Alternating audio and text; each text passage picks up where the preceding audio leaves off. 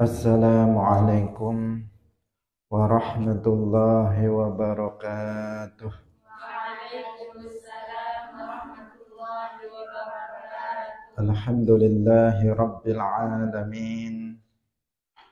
Lahun ni'matu wa lahul fadlu wa lahul thana'ul hasan.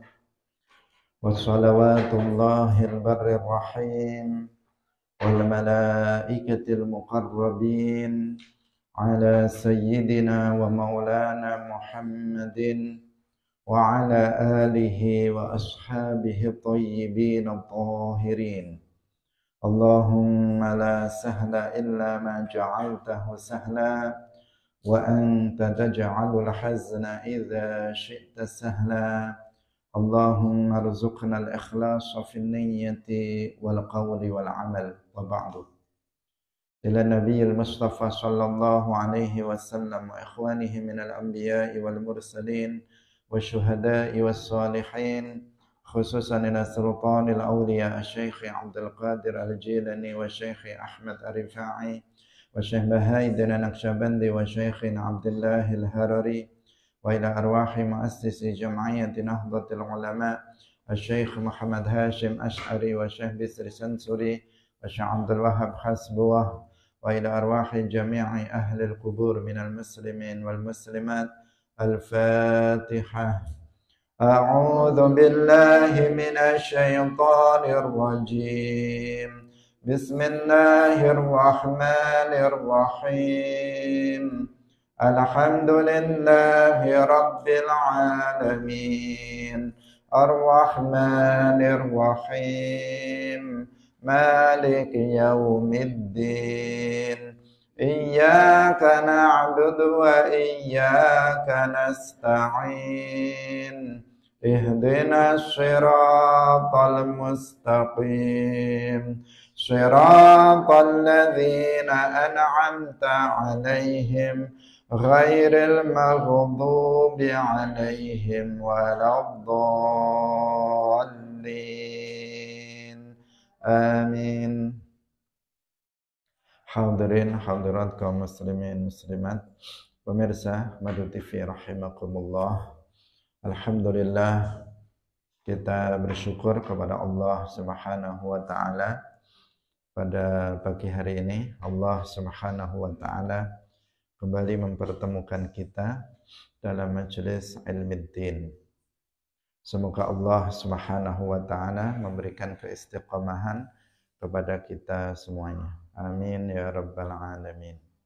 Salawat dan salam semoga tetap terlimpahkan kepada Nabi Agung, makhluk yang paling mulia, yaitu Nabi Muhammad sallallahu alaihi wasallam, para sahabatnya, keluarganya, serta seluruh umat Islam yang mengikuti beliau ila yaumil qiyamah.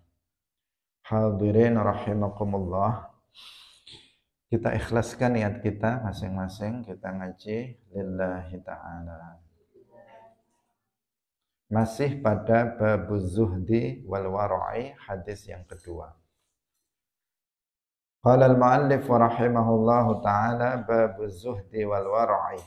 Wa an Abi Hurairah radhiyallahu anhu qala qala Rasulullah sallallahu alaihi wasallam. Qala wasdawuh sapa Rasulullah sallallahu alaihi wasallam.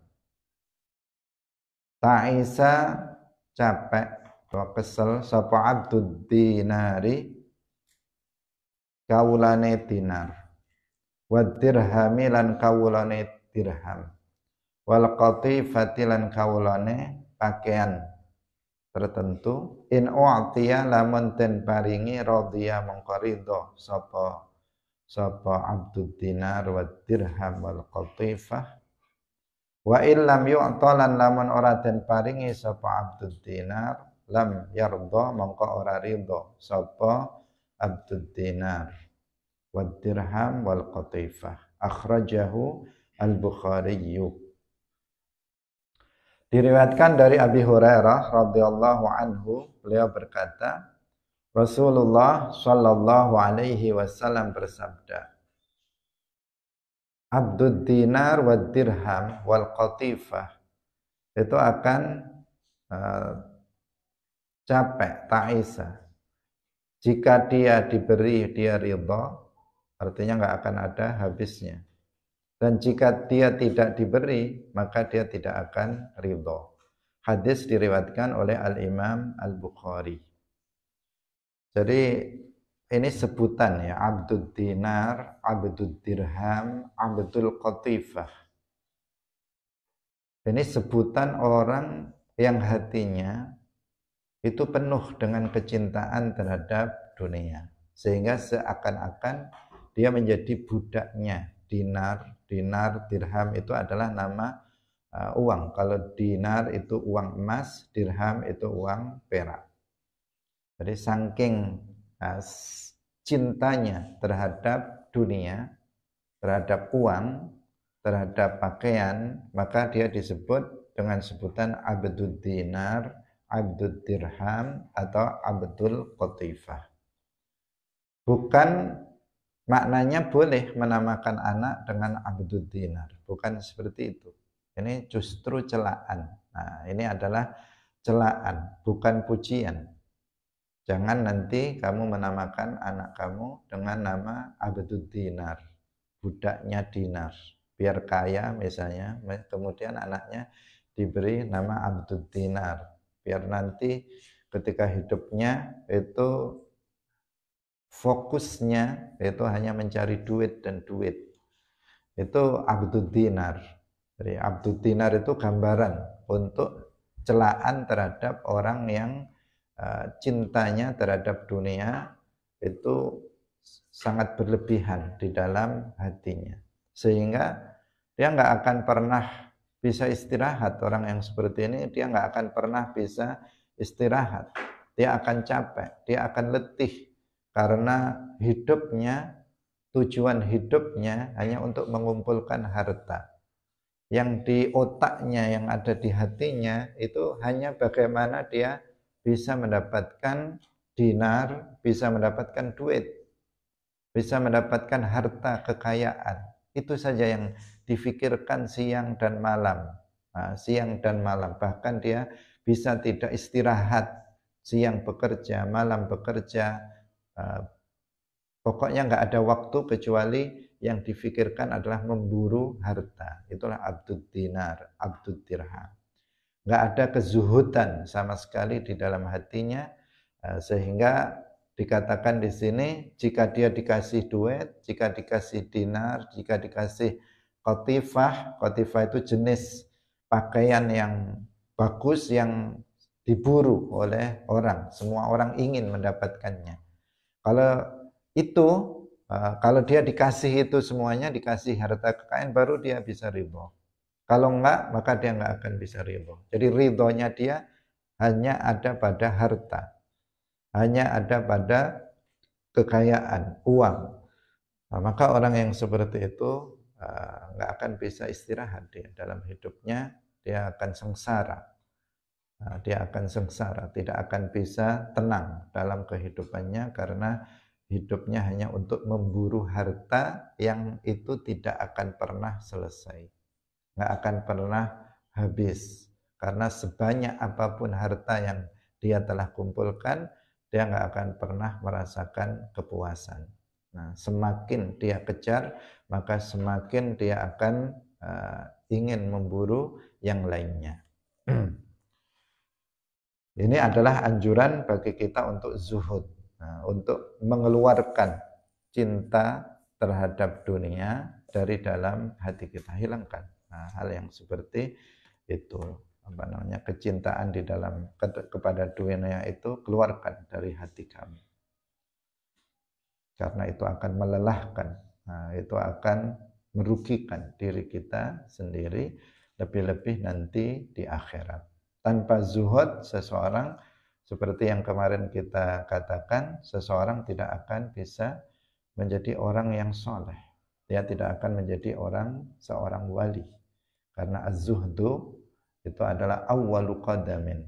Dia adalah langkah pertama li tahsil darajatil auliya, untuk mendapatkan derajat kewalian. Langkah pertama. Jika langkah yang pertama saja tidak dilakukan, bagaimana dia bisa melangkah ke langkah-langkah berikutnya untuk menjadi seorang aulia, seorang wali. Nah, itu tidak mungkin. Karena itu satu-satunya jalan untuk menuju derajat yang tinggi indallah, dia harus keluarkan harta, kecintaan terhadap harta dari dalam hatinya.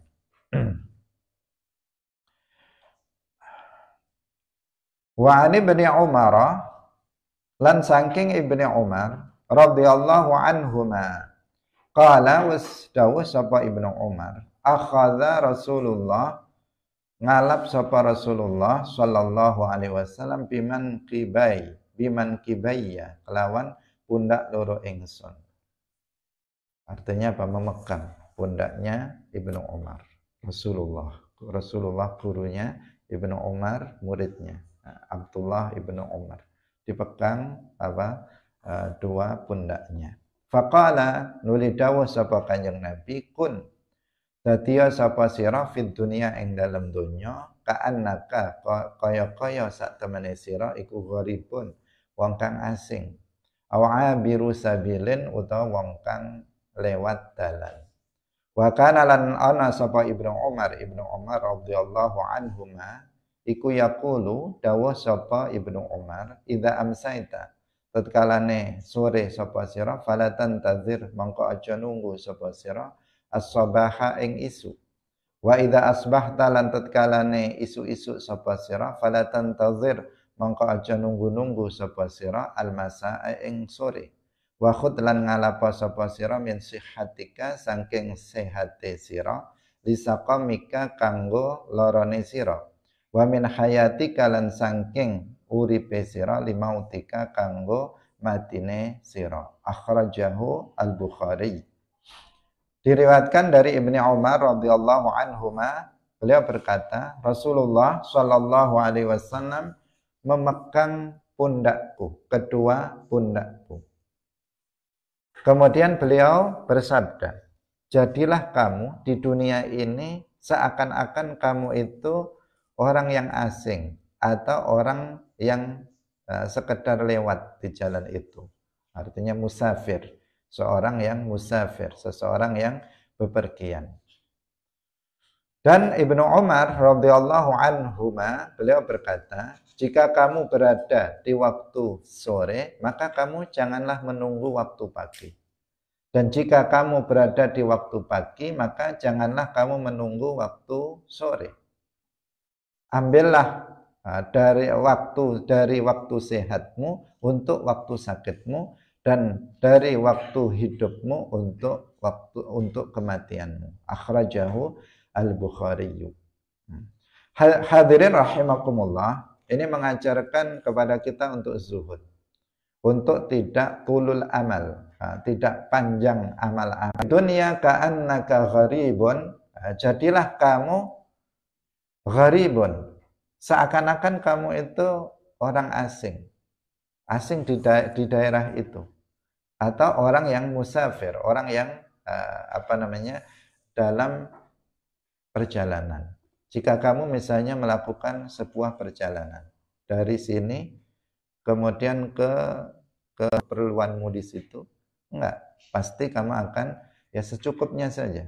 Ketika nanti sampai di Lampung, berhenti di sana, apakah kamu buat rumah lagi di situ, membangun istana? Tentu tidak. Kenapa? Karena di situ kamu hanya sementara.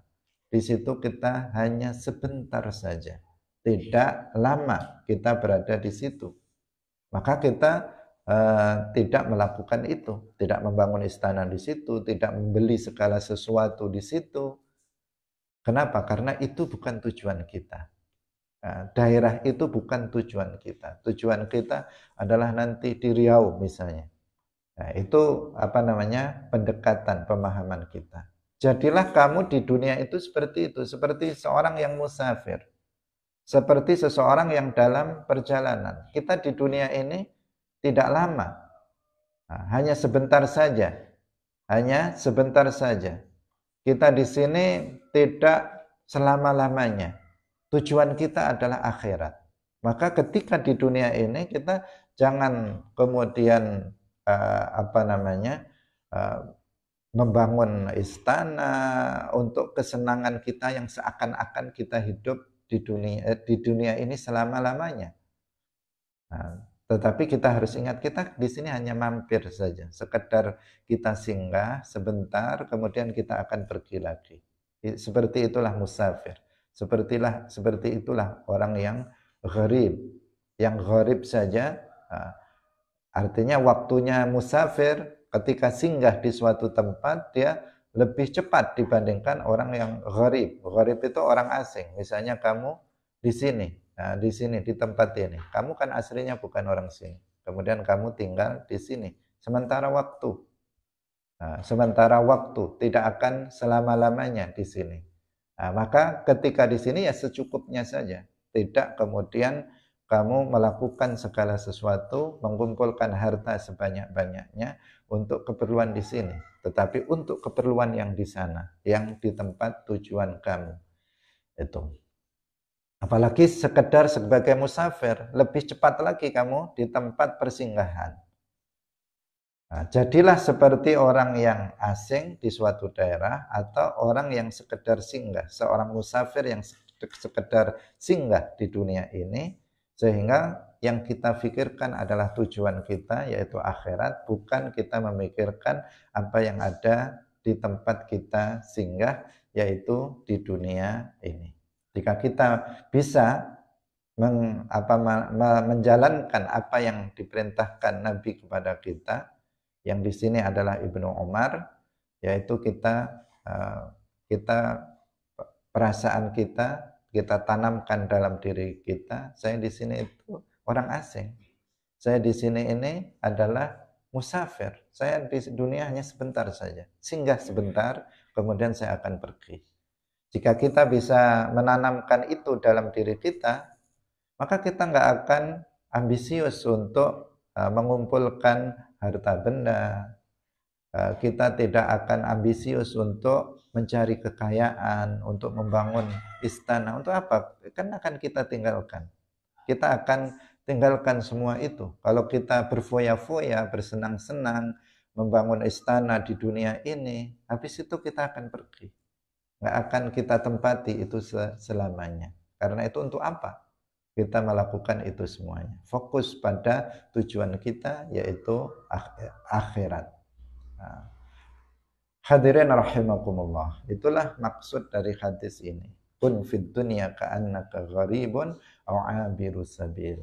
Hadisnya pendek tetapi maknanya sangat luas. Apabila diamalkan maka kita akan mendapatkan keselamatan nanti di akhirat, di dunia dan juga di akhirat. Dan Ibnu Umar mengatakan, "Idza amsayta fala tantadhir shabah." Jika kamu berada di waktu sore, jangan kamu menunggu pagi. Nah, ketika kamu berada di waktu pagi, jangan menunggu waktu sore. Artinya apa? Artinya kita harus memanfaatkan waktu itu dengan sebaik-baiknya untuk amal akhirat, untuk melakukan kebaikan-kebaikan. Ketika kamu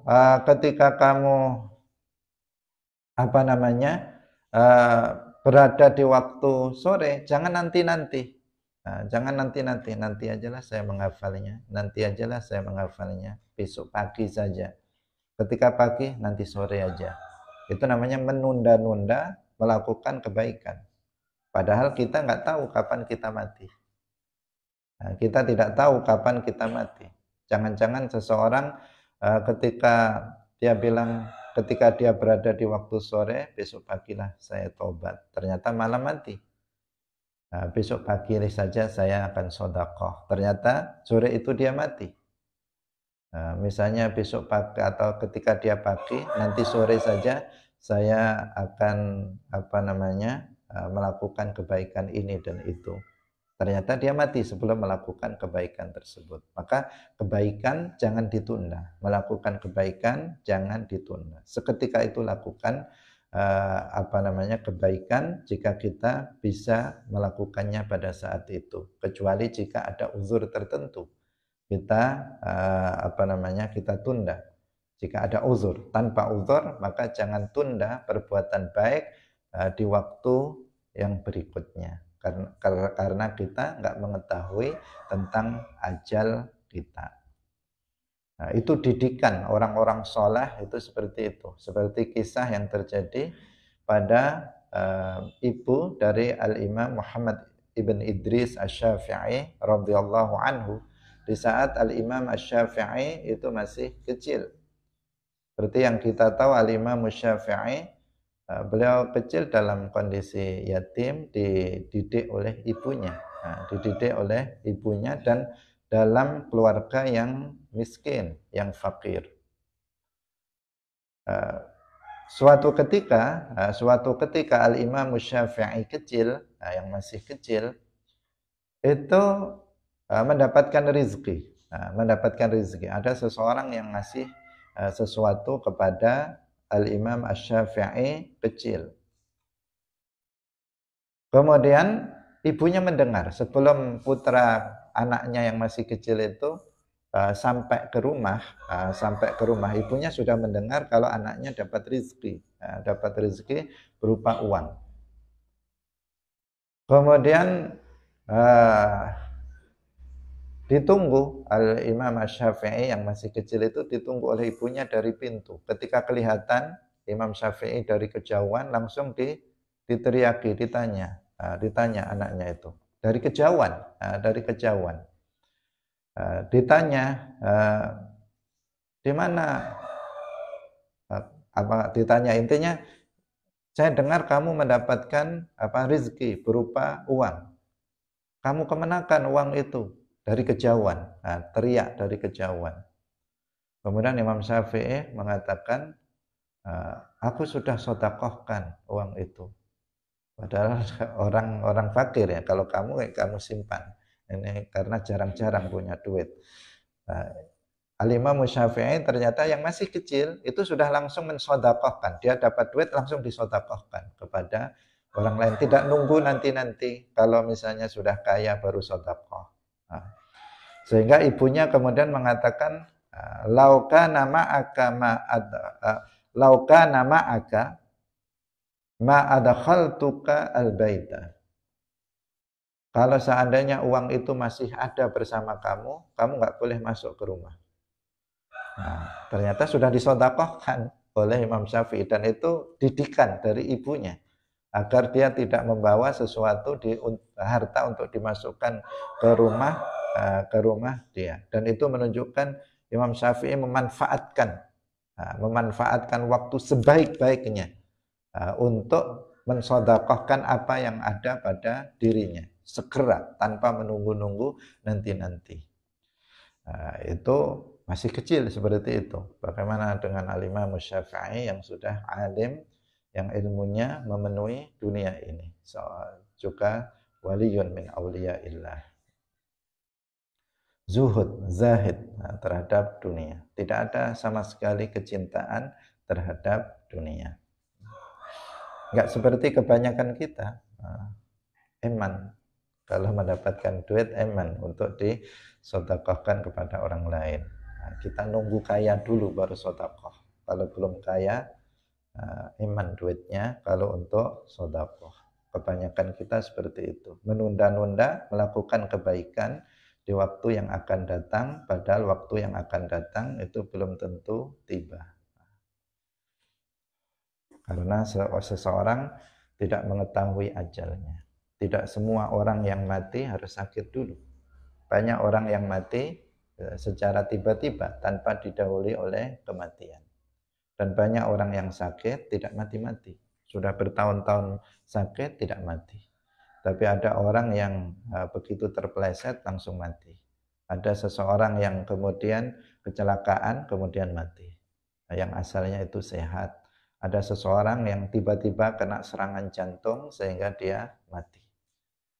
Tanpa diduga sebelumnya oleh dia. Karena ajal itu dirahasiakan waktunya oleh Allah Subhanahu wa taala. Tetapi jika sudah datang ajal seseorang, maka la yastakhiruna sa'atan wa la yastaqdimun. Tidak bisa diakhirkan meskipun hanya 1 detik, enggak bisa diakhirkan, dan juga tidak dipercepat meskipun hanya 1 detik, enggak bisa. Nah, semuanya akan terjadi sesuai dengan apa yang telah ditentukan oleh Allah. Taubat jangan ditunda, berbuat baik jangan ditunda di waktu yang akan datang, kecuali jika ada uzur. Jika ada uzur, maka bisa ditunda. Tapi kalau nggak ada uzur, jangan ditunda-tunda. Hadirin rahimakumullah.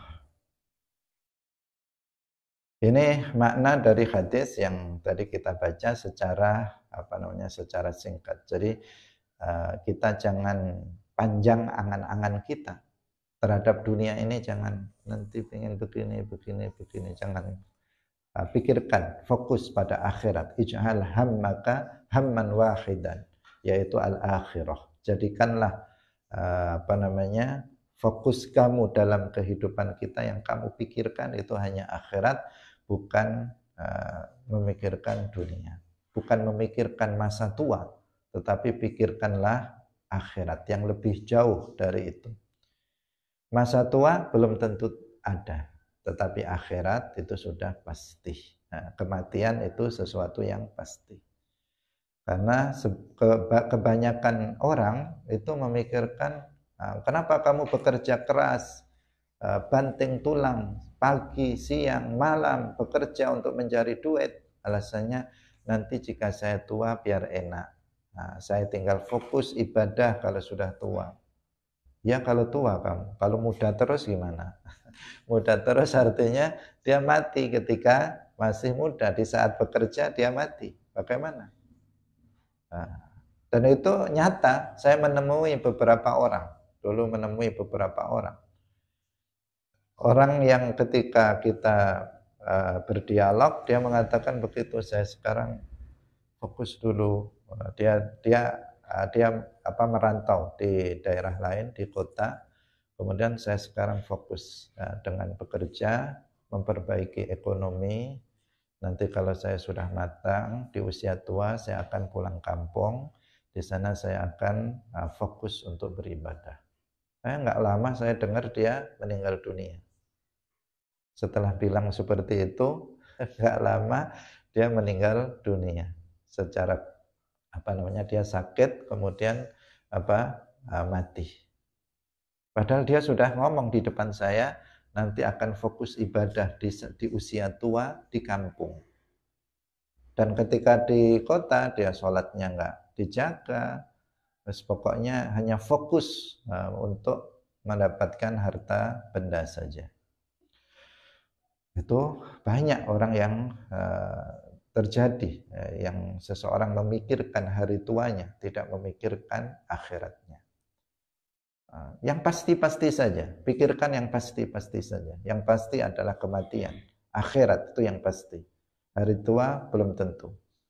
Belum tentu itu terjadi. Sekarang selama masih hidup, maka selama masih sehat, manfaatkan waktu sehat. Selama masih hidup, manfaatkan waktu hidup itu untuk melakukan kebaikan-kebaikan. Ini yang dimaksud wa khud min sihhatika li saqamika wa min hayatika limautika. Hadirin rahimakumullah.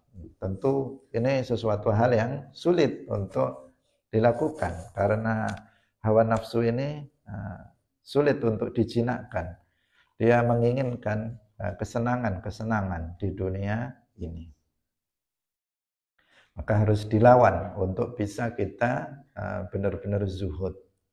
Wa an ibni Umar radhiyallahu anhuma qala Rasulullah sallallahu alaihi wasallam, man utawi sapane wong iku tasyabbaha nyerupani sapa man biqaumin kelawan kaum, bahwa mongko utawi man iku minhum setengah sangking kaum. Akhrajahu Abu Dawud wa sahhahahu Ibnu Hibban. Nah, hadis ini menunjukkan kepada kita tentang haramnya menyerupai orang-orang kafir. Haramnya menyerupai orang-orang yang fasik. Maksudnya adalah dalam hal-hal yang itu khusus untuk mereka. Kita nggak boleh menyerupai orang kafir dalam hal-hal yang khusus pada orang kafir. Dari sisi berbicaranya, dari sisi berjalan, dari sisi pakaian, dari sisi apapun yang itu merupakan kekhususan bagi orang yang kafir, maka kita jangan melakukannya. Kalau itu pakaian orang kafir, maka kita jangan mengenakannya. Kalau itu adalah cara berbicara yang khusus untuk orang kafir, misalnya itu salamnya orang kafir, maka kita jangan melakukan sesuatu atau berbicara, mengucapkan kata-kata yang itu merupakan kekhususan dari orang yang kafir. Karena man tasyabbaha biqaumin fahuwa minhum. Demikian juga orang yang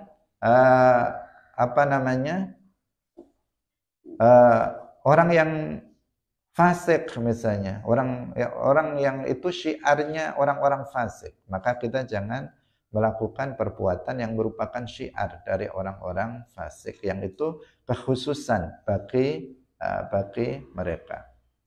Karena itulah maka terkait dengan misalnya puasa Asyura.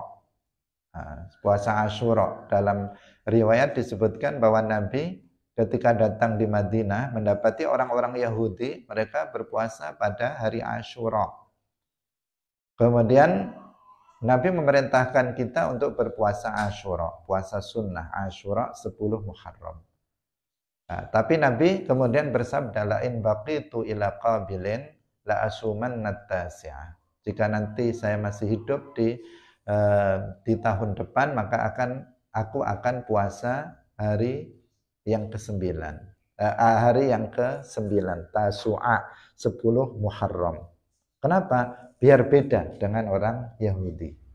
Agar berbeda dengan non-muslim, yaitu Yahudi yang berpuasa hanya pada hari hanya pada hari Asyura saja. Maka umat Islam kemudian ditambahi dengan puasa Tasu'a. Biar beda dengan orang kafir. Meskipun kalau dalam hal ini, kalau seseorang hanya puasa Asyura saja, dia tidak berdosa. Tetapi Rasulullah Shallallahu Alaihi Wasallam mengajarkan kepada kita agar kita ini membedai orang yang kafir.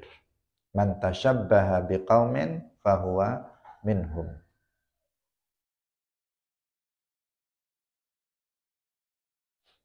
Kalau misalnya sekarang misalnya tradisi non-muslim itu merayakan tahun baru Rumiyah misalnya, maka kita jangan ikut merayakannya.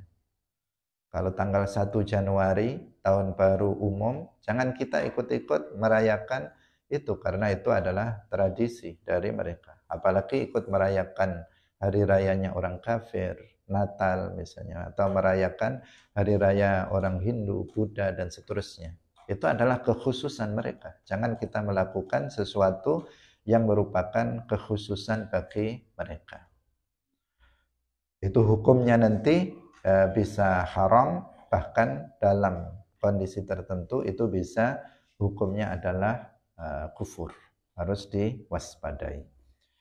Wa an Ibnu Abbas radhiyallahu anhu qala wasdawa sapa Ibnu Abbas kuntu wasana sapa ingsun iku khalfan nabiyyi ing dalem burine Kanjeng Nabi sallallahu alaihi wasallam yauman ing dalem dina suwiji. Faqala nuli dawuh sapa Kanjeng Nabi, ya gulam ihfad, jaga sapa sira Allah ing Allah. Maksudnya jaga Allah itu yang memperhatikan perintah dan larangannya, menjalankan yang diperintahkan dan meninggalkan yang dilarangnya. Itu namanya menjaga Allah. Menjaga agama Allah dengan mengamalkan ajaran Allah Subhanahu wa taala. Yahfadka, mongko Allah jaga. Mongko jaga sapa Allah ing sira. Ihfad jaga sapa sira Allah ing Allah, tajidhu mongko nemoni sapa sira ing Allah tujahaka. Tujahaka jaga sapa Allah ing sira, balas sapa Allah ing sira kelawan ganjaran. Wa idza sa'alta, tatkala njaluk sapa sira, fas'al mongko njaluk sapa sira Allah ing Allah. Wa idza sta'anta lan tatkala njaluk tulung sapa sira fasta'in mongko njaluk tulung sapa sira billahi kelawan Allah.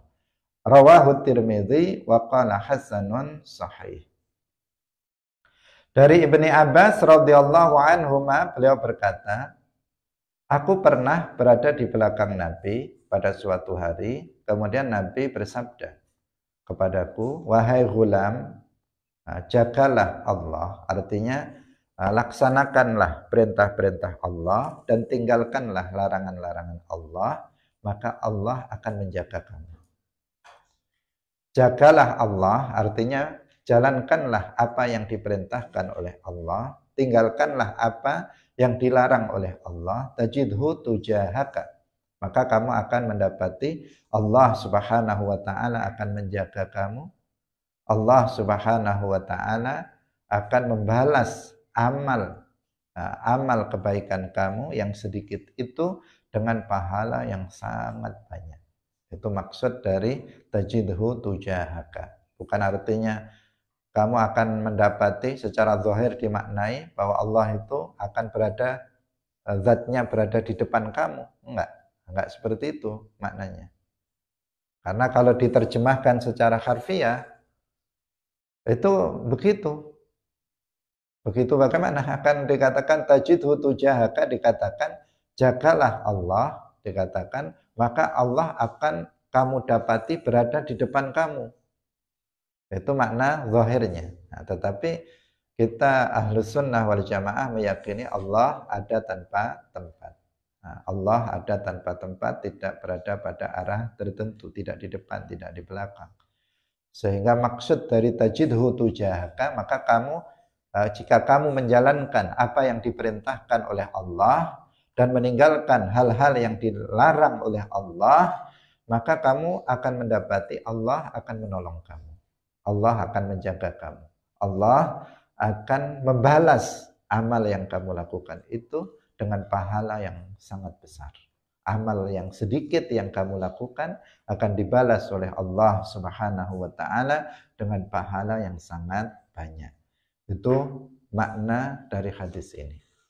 Kemudian idza sa'alta fas'alillah, jika kamu meminta maka mintalah kepada Allah.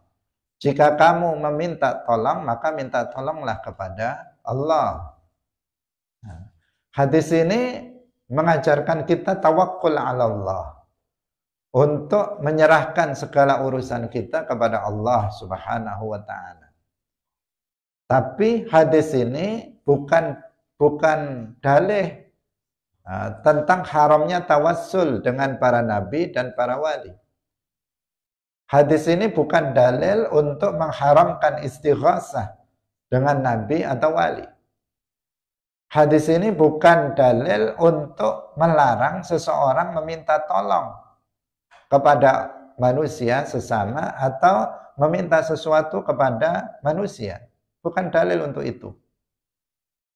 Karena orang-orang Wahabi, pengikut Muhammad bin Abdul Wahhab An-Najdi, mereka dengan alasan hadis ini, mereka mengharamkan tawassul, tabarruk, dan istighasah dengan nabi atau wali. Ketika kita mengatakan dhaqat hilati adrikni ya Rasulullah, mereka bilang itu syirik. Enggak boleh minta tolong kepada Allah, kepada selain Allah. Enggak boleh meminta tolong kepada nabi. Ketika kita mengatakan madad ya Rifa'i, madad ya Abdul Qadir Al-Jilani, mereka bilang itu syirik.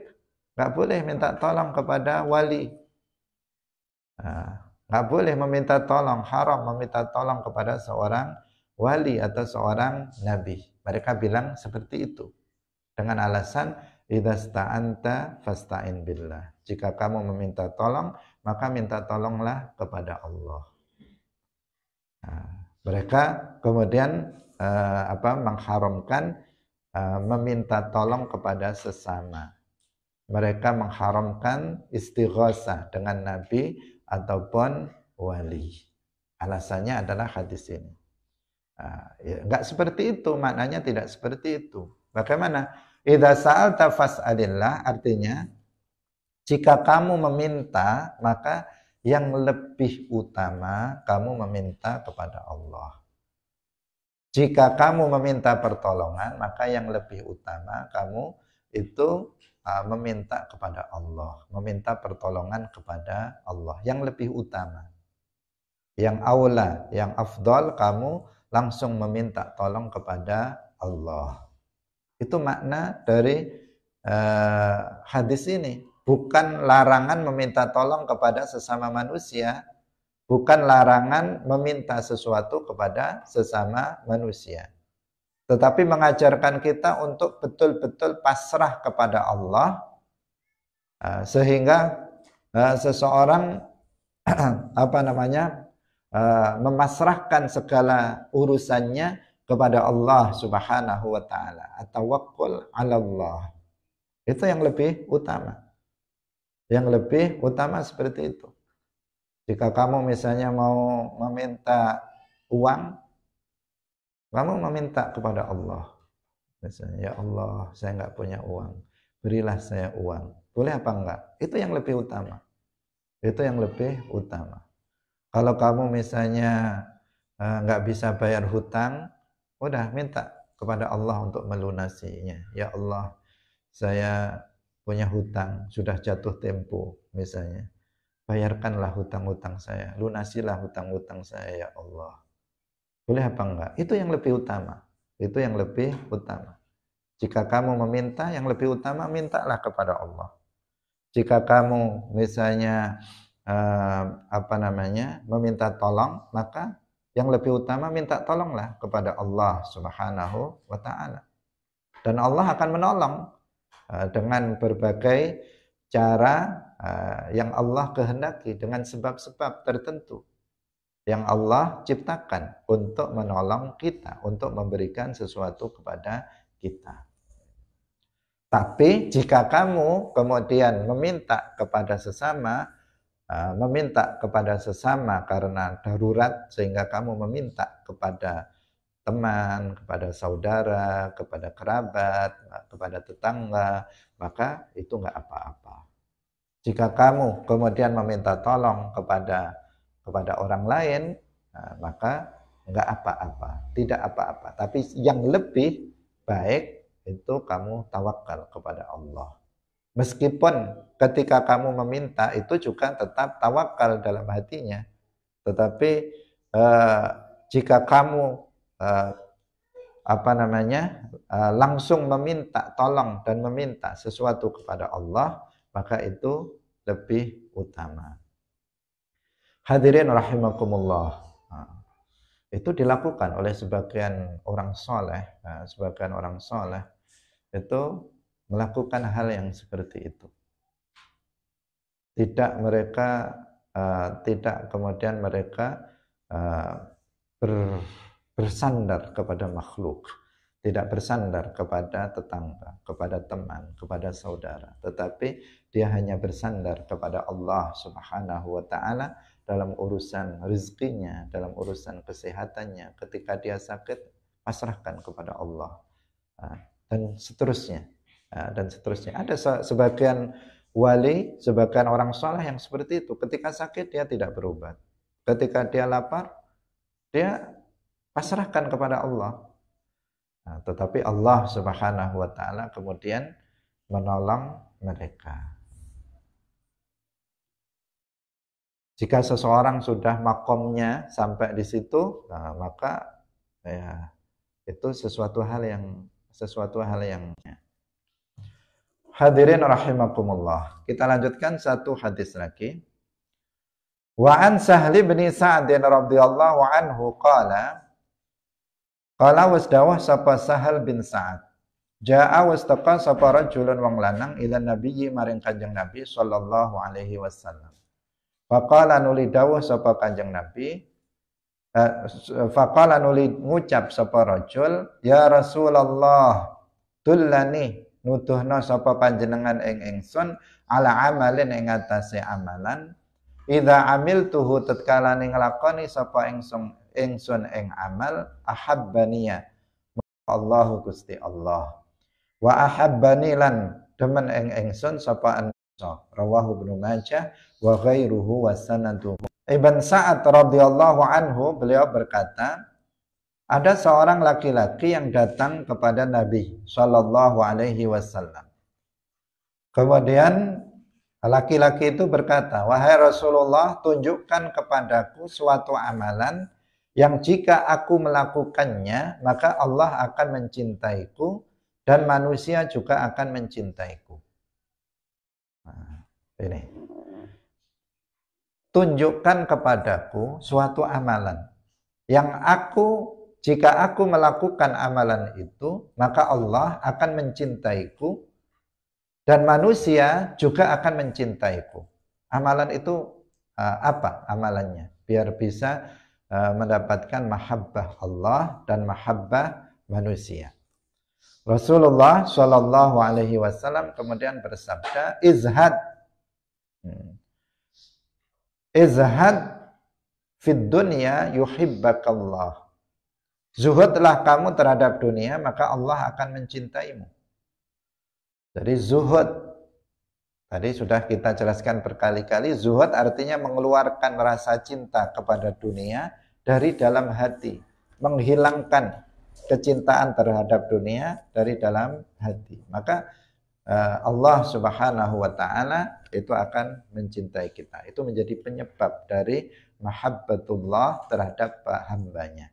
Yaitu ketika seseorang menghilangkan cinta terhadap dunia dari dalam hatinya. Karena kecintaan terhadap dunia itu akan menghalangi seseorang dari melakukan banyak kebaikan. Cinta terhadap dunia akan menghalangi seseorang dari menjalankan kewajibannya kepada Allah. Cinta terhadap dunia akan menjerumuskan seseorang ke dalam kemaksiatan-kemaksiatan. Dan itu menyebabkan ghadab Allah. Ketika seseorang sudah bisa menghilangkan rasa cintanya terhadap dunia, maka dia akan melakukan kewajiban-kewajibannya. Dia akan meninggalkan hal-hal yang dilarang oleh Allah sehingga Allah mencintainya. Maka kuncinya adalah zuhud agar mendapatkan mahabbatullah, cinta Allah Subhanahu wa taala kepada kita. Enggak usah senang terhadap harta, terhadap dunia. Cukup kemarin kita sampaikan cukup duit itu di tangan kita, di saku kita. Udah, enggak usah masuk ke dalam hati. Cukup ditaruh saja di tangan, taruh saja di saku, ditaruh di dompet, jangan ditaruh di hati duit itu. Tidak pada tempatnya kalau menaruhnya di dalam hati. Karena akan menjauhkan kita dari mahabbatullah. Nah, yang kedua, kalau kamu ingin dicintai oleh manusia, orang-orang itu senang sama kamu, maka izhad fi ma indan nas. Maka zuhudlah terhadap sesuatu yang dimiliki oleh orang lain. Artinya kamu jangan suka dengan harta orang lain. Jangan menginginkan sesuatu yang dimiliki oleh orang lain. Hasad misalnya terhadap harta yang dimiliki oleh orang lain. Orang lain punya ini, dia ingin memilikinya. Dia ingin merebutnya, dia ingin mendapatkan seperti yang didapat oleh saudaranya. Kalau kamu seperti itu, maka orang jelas nggak akan suka kepada kamu karena kamu ingin memiliki sesuatu yang dimiliki oleh orang lain. Mungkin kamu akan mencurinya, mungkin kamu akan menggosoknya, mungkin kamu akan mencopetnya dan seterusnya. Terimalah dengan apa yang kamu miliki, jangan kemudian kamu berusaha untuk mendapatkan sesuatu yang dimiliki oleh orang lain. Itu kunci untuk mendapatkan untuk mendapatkan cinta manusia. Hadirin rahimakumullah, ini yang bisa kita sampaikan pada pagi hari ini. Semoga bermanfaat bagi kita semuanya. Ini adalah ajaran Nabi yang mudah untuk diucapkan tetapi sangat sulit untuk diamalkan. Cinta dunia menghilangkannya perlu latihan. Apalagi kalian yang sejak kecil sudah diajarkan oleh kedua orang tuanya untuk mencintai dunia. Maka ada sebagian kalian mungkin ketika masih kecil sudah